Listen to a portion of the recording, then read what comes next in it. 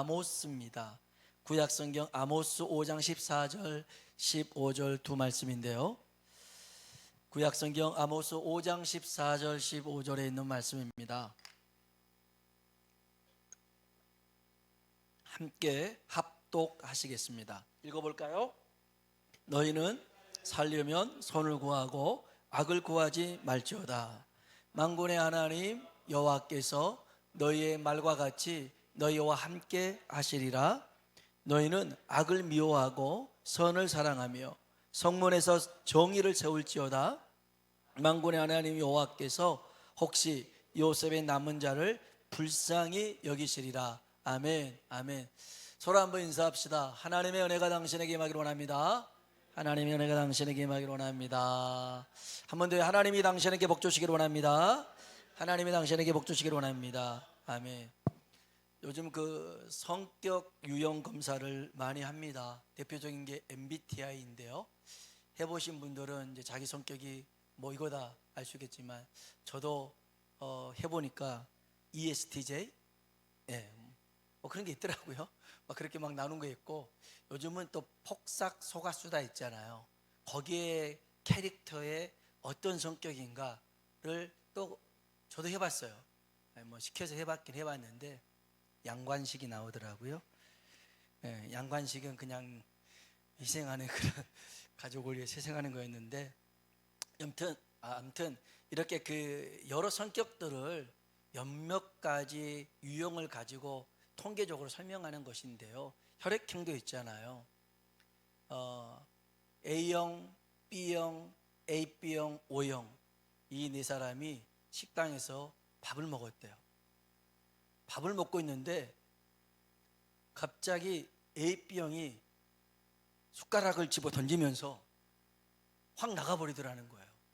이게 여러분이 물론 여기에 다 해당되겠지만, 여러분이 그렇다는 게 아니라 성격이 대충 이렇다는 거예요. AB형은 자기 하고 싶은 대로 하잖아요. 남 신경 안 쓰고. 그래가지고는 그냥 숟가락 던지고 나가버리더라는 거예요. 그러니까 오지랖 넓은 O형이 궁금하잖아요. 제가 왜 저기 갑자기 나갔지? 그래갖고는 뛰쳐나갔대요. 그래서 왜 그런지, 제가 또 O형이에요. 다 혈액형이 있어요. 여기에 다 해당돼요. 뛰어갔어요. 그랬는데 B형은 그러든지 말든지 남 신경 안 써요. 계속 혼자 밥만 먹더라는 거예요. 제일 자불안 성이 누구냐면 A형. 소심하단 말이에요. 밥을 먹을 수가 없는 거예요. 그래서 가만히 있는 B형을 옆으로 꼭꼭 조시면서, 혹시 쟤 나 때문에 삐져서 나간 거야? 그리고 누가 그렇게 말도 안 시켰는데 자기 때문에 삐져서 나간지 그런 거 아닌지라고 생각을 하는 것인데, 이게 뭐 성격이기도 합니다만은, 여러분 고민, 이 고민이라는 한자가 재밌어요. 혹시 한번 띄워줄 수 있나요?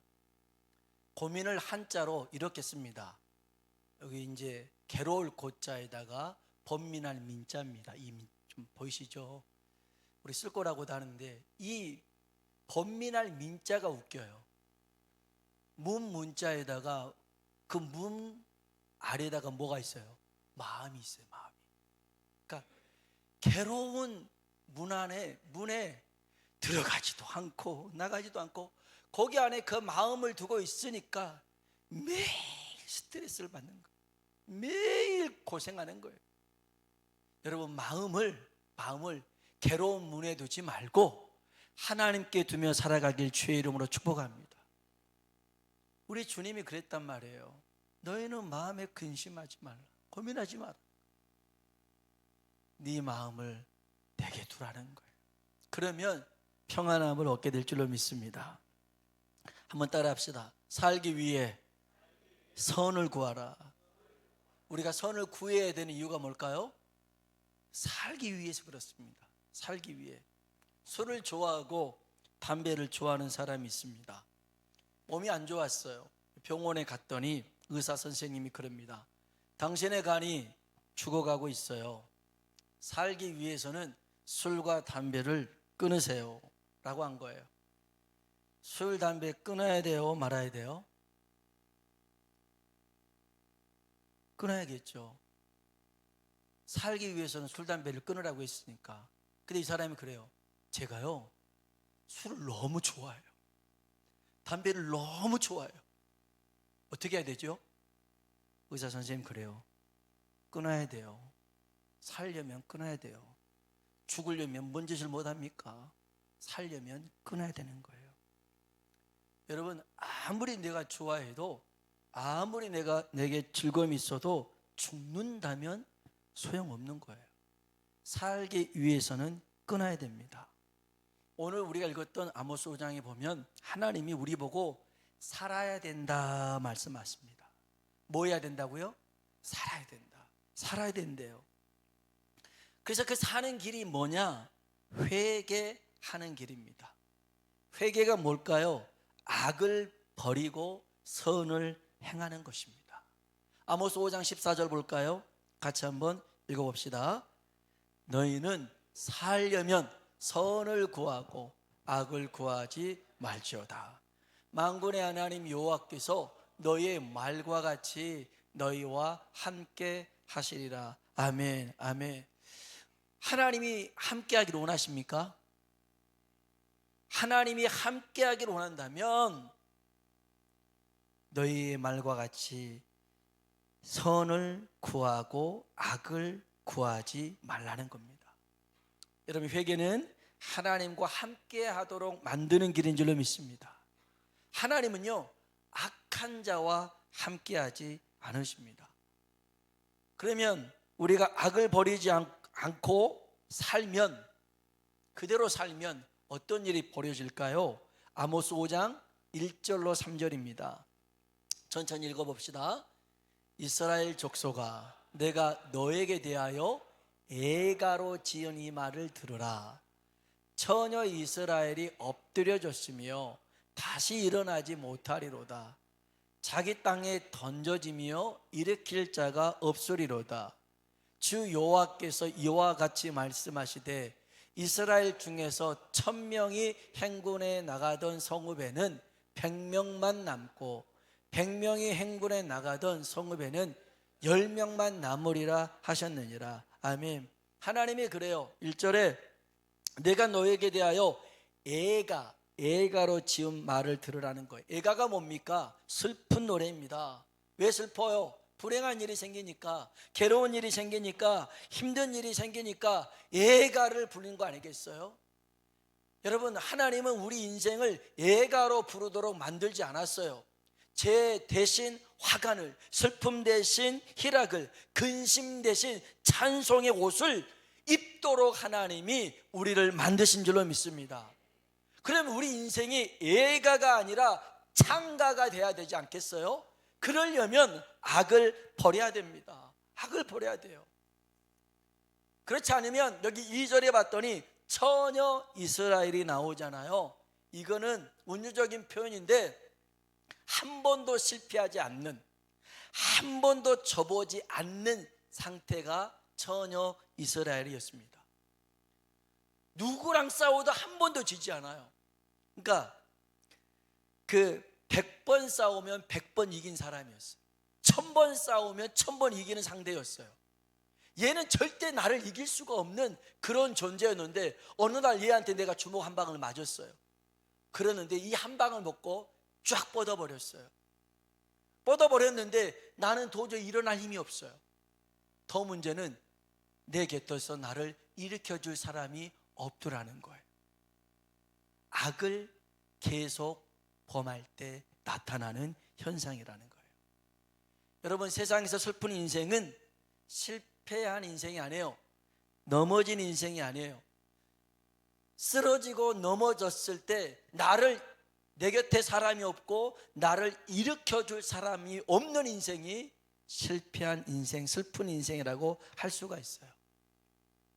여러분 어떻습니까? 여러분 주변에는 여러분이 쓰러졌을 때 일으켜줄 사람이 있습니까? 모두 나를 무시하고 또 나를 알아주지 않고 내 자신 스스로가 불행하다고 느껴졌을 때, 무기력해졌을 때 기억하십시오. 우리 곁에는 주님이 계신 줄로 믿습니다. 세상 모든 사람이 나를 외면하고 등을 돌려도 우리 주님은 가슴을 내밀고 우리를 품어 안아주시는 분인 줄로 믿습니다. 우리의 피곤한 무릎, 연약한 무릎, 피곤한 손을 붙잡아 일으켜 주시는 분이죠. 그래서 히브리서 12장 한번 볼까요? 같이 한번 12절 13절 읽어봅시다. 그러므로 피곤한 손과 연약한 무릎을 일으켜 세우고 너희의 발을 위하여 곧은 길을 만들어 저는 다리로 하여금 어그러지지 않고, 아멘. 하나님이 이렇게 우리 가운데 역사하실 줄로 믿습니다. 그래서 우리는요 속히 악을 버려야 됩니다.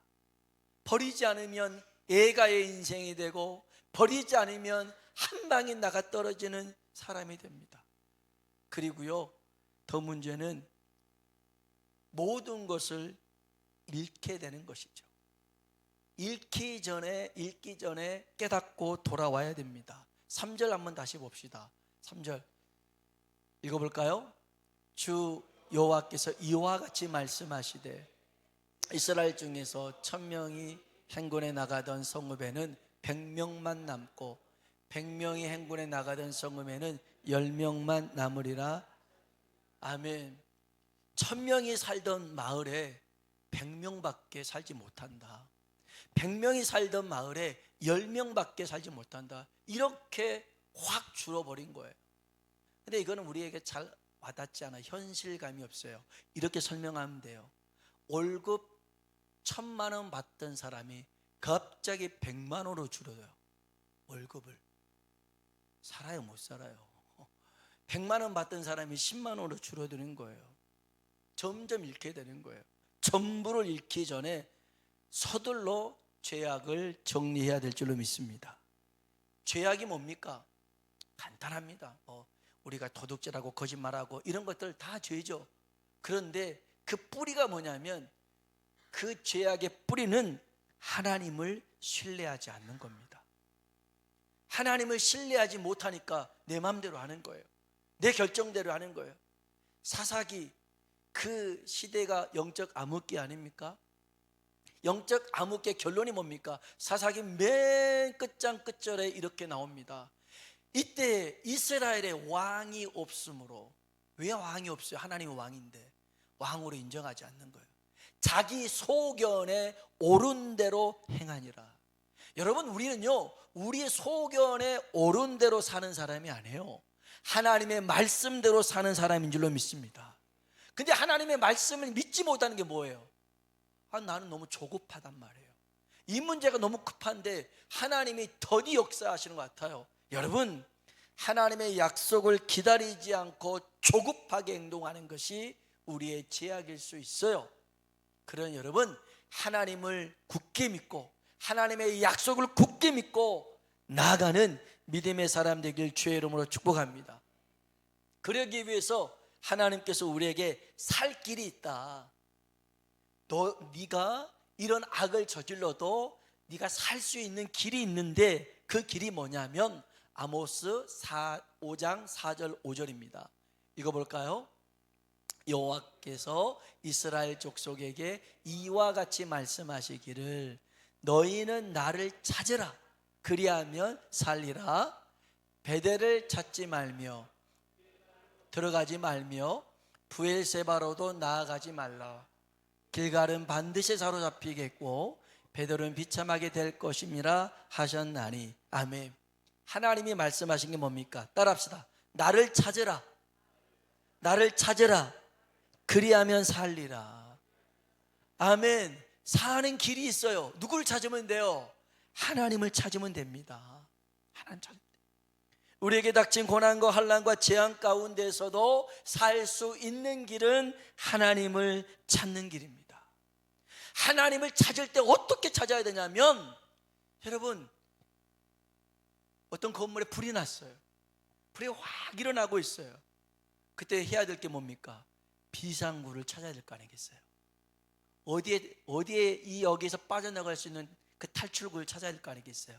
찾았다면 어떻게 해야 돼요? 잽싸게 나가야 되는 거예요. 마치 내 삶의 곳곳에서 불길이 일어나는데 이 빠져나갈 수 있는 길이 어딨냐? 찾듯이 하나님을 찾고 구하면 살게 될 줄로 믿습니다. 성경 곳곳에 약속했어요. 너희가 나를 찾고 찾으면 만날 것이고 내가 도와줄 것이고 내가 해결할 것이다. 마태복음 7장 7절로 8절에 있는 말씀 읽어볼까요?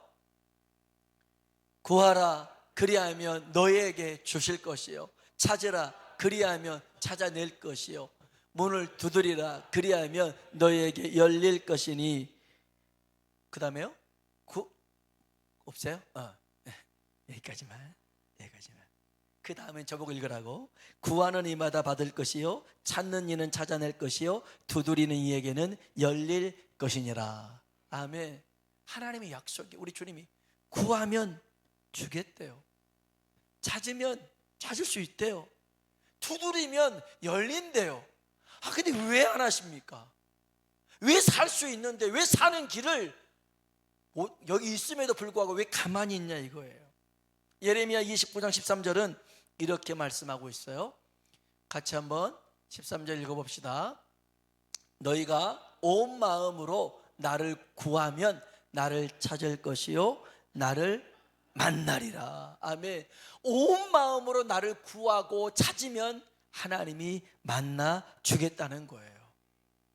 여러분, 우리 인생은 하나님 만나면 다 끝나는 줄로 믿습니다. 해결되는 거예요. 하나님 만나면 해결되는 거예요. 여러분, 제발 어렵고 힘들다고 해서 아무 곳이나 찾아가서는 안 돼요. 지푸라기 잡는 심정을 가지고 우상 앞에 절하거나 그래서는 안 돼요. 아모스 5장 5절 한번 봅시다. 아모스 5장 5절 같이 한번 읽어봅시다. 베델을 찾지 말며 길갈로 들어가지 말며 브엘세바로도 나아가지 말라. 길갈은 반드시 사로잡히겠고 베델은 비참하게 될 것임이라 하셨나니. 아멘. 여기 나오잖아요. 베델, 길갈, 브엘세바. 여기에 우상의 단이 있었어요. 거짓 예배를 드리고 있었어요. 사람을 현혹하는 장소였어요. 그런 대로 나아가지 말라는 거예요. 가끔 신자들이 점집을 찾아가서 무당에게 돈 지어줘가면서 야단 맞는 경우가 있다 하더라고요. 가서 똑바로 못 살아서 그래. 왜 그걸 무당한테 혼나고 있습니까? 하나님의 자녀들이 마귀 새끼한테 야단을 맞으면 되겠어요? 여러분, 격이 떨어지는 행동입니다. 그것은요, 하나님 자녀라는 격이 있잖아요. 할렐루야. 우리 믿음의 격이 있는데 거기에 맞게끔 행동해야지. 왜 거기서 가가지고 빌기빌고 네, 왜 이렇게 하냐고요. 가지 마세요. 혹시 가지 마세요. 혹시라도 주변에 그런 이상한 소리 하고 있으면 딱 여러분이 보고 요즘 힘든 일 있으세요? 일로 오세요. 제가 기도해 줄게요. 무당을 놓고 기도해 줄 수 있는 사람이 돼야 되지. 거기서 어떻게 해야 돼요? 말이 안 되는 소리예요. 말이 안 되는 소리. 왜 그런 데 찾아갑니까? 믿음의 격이 있지. 하나님 자녀인데, 살아계신 하나님이 우리와 함께 하시는데. 할렐루야. 그런 거 아니겠어요? 왜 베델로 갑니까? 왜 길갈로 갑니까? 왜 브엘사바로 갑니까? 거기 가지 말라는 거예요. 여러분, 하나님은 우리의 삶을 능히 도울 수 있는 하나님이신 줄로 믿습니다. 오전에도 말씀했지만 여기 아모스에도요, 하나님이 어떤 분인가에 대해서 설명을 이렇게 하고 있어요. 아모스 5장 8절입니다. 같이 한번 8절 말씀 읽어봅시다. 묘성과 삼성을 만드시며 사망의 그늘을 아침으로 바꾸시고 낮을 어두운 밤으로 바꾸시며 바닷물을 불러 지면에 쏟으시는 이를 찾으라. 그의 이름은 아멘. 이 하나님을 찾으라는 거예요. 묘성과 삼성을 만들었다. 삼성 기업 아닙니다. 여러분, 묘성이라고 하는 것은요, 신비로운 별물인데 플레이아데스라는 성단인데요, 한 100개의 별이 이렇게 모아져 있는 성단입니다. 지구에서는 약 444광년이라고 하는데요, 어마어마하게 멀리 떨어져 있는 것이 묘성이고요. 삼성은 그 오리온 자리에 허리띠에 보면 3개의 별이 있어서 삼성이라고 그래요. 그러니까 무슨 말이에요? 하나님이 하늘에 별들, 하나님은 하늘을 만드시고 주관하시는 분이라는 거예요.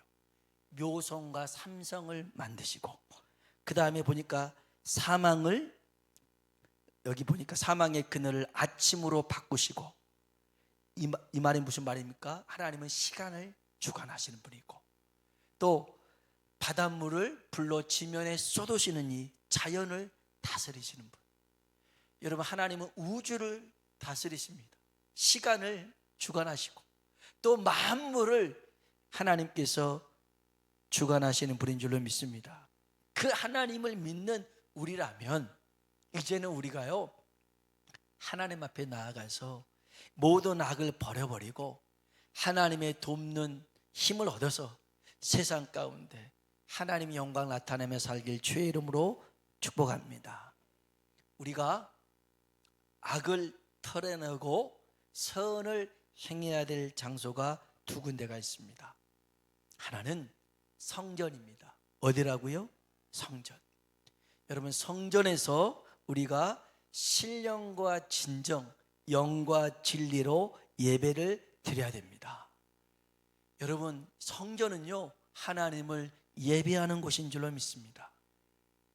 자기의 어떤 목적을 달성하기 위해서 드려지는 예배는 예배가 아닙니다.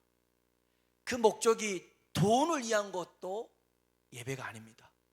어떤 정치적인 것을 이용하는 것은 예배가 아니고 우상 숭배와 같습니다.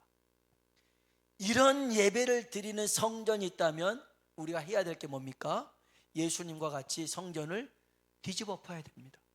예수님이 성전에서 돈을 바꾸고 짐승을 파는 사람들 다 쫓아내고 그들 상을 뒤집어 엎었습니다.